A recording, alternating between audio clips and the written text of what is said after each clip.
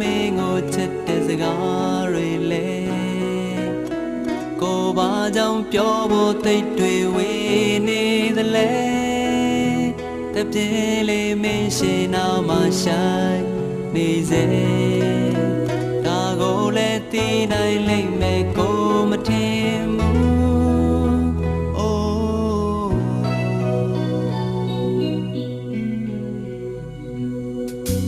ကဲအခုတော့ဘာပြောမလဲသူဖွင့်ပြောရဲ့တရားနဲ့တွေ့ပြီကိုဆောက်တဲ့အတွေ့အိမ်လဲလေးတဲ့မှာပဲမြို့သေးရင်ဆွေးနေရပြီသူမသိဘူးတယောက်တည်းပဲစိတ်ပြေသိစရာလည်းမတွေ့ဘူးအေးစမရပါကိုလေးဝမ်းနဲ့ပဲလဲခုတွေ့ကြည့်လိုက်တော့ချစ်တာတခုတည်းပဲ